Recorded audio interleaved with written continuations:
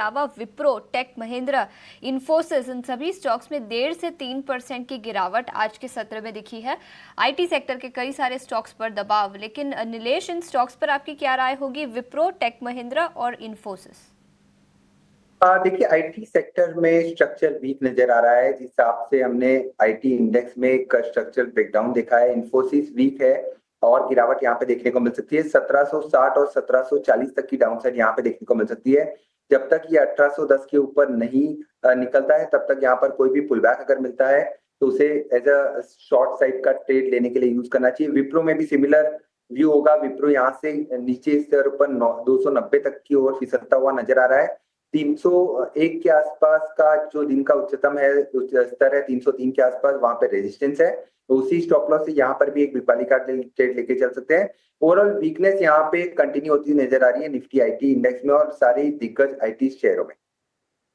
IT index में weakness continue होती हुई नजर आ रही है। हम देख रहे हैं कि पेन काफी ज्यादा आज है।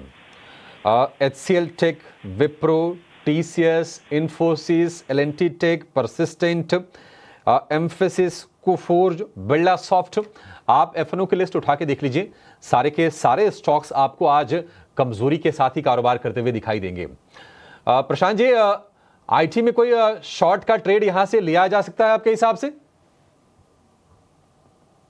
तो अभिषेक जी, मेरे लिए बहुत क्लियर जो ट्रेड नजर आ रहा है HCL टेक पे, और यहाँ पे बिकवाली करने की सलाह होगी। अगर हम आज का डे हाई देखें 1690, आइडियल स्टॉप लॉस यही होना चाहिए, बट कोई 1684 के आसपास भी रख सकता है, 80-82 के आसपास।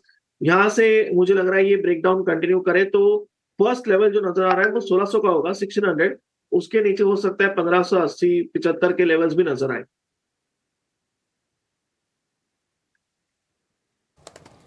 ठीक है, 1580 1575 तक की टारगेट भी HCL टेक में आ सकते हैं। कंजम्पशन वाले शेयरों में थोड़ी सी बाइंग आई है और एक राहत की चीज़ यह है कि आईटीसी का जो शेयर है आज फिर से हम देखने की 400 रुपये के ऊपर लौट आया है, लेकिन 450 के भाव से लगातार ये गिरावट वाली जोन में था।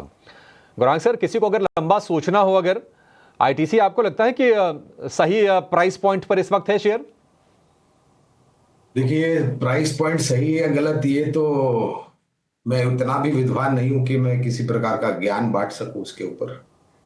लेकिन अगर आप कंपनी का कामकाज, ये जो करेक्शन आया है बाजार में, उसका लाभ उठाना है और अगर आपकी विचारधारा लंबी अवधि के लिए है तो 550 के आसपास के लक्ष्यांक है। और मैं एक बात बिल्कुल कहना चाहूंगा, बाजार में यहाँ से और भी दबाव क्या आ सकता है? बिल्कुल आ सकता है। छोटी मध्यम अवधि में अगर आप कारोबार करते हैं तो आपको सावधानी रखनी चाहिए। मुनाफे के आपके जो विकल्प है या फिर लक्ष्य है उनको भी सीमित दायरे में रखना चाहिए। और अगर आप निवेशक हैं तो मेरे ख्याल से दिग्गजों से शुरुआत कीजिए। ये करेक्शन में कुछ दिग्गज शेयर के, मिसाल के तौर पर हमने रिलायंस इंडस्ट्रीज की बात की, आईटीसी का हम जिक्र कर रहे हैं फिलहाल, तो दिग्गज शेयरों में मेरे ख्याल से आपको ज्यादा महत्व देना चाहिए। वहां पर आपका थोड़ा पक्ष जो है वो भारी होना चाहिए। और लंबी अवधि के लिए ऐसे ही समय आते हैं अभिषेक जी जहां पर आप एक अच्छा खासा पोर्टफोलियो खड़े कर सकते हैं।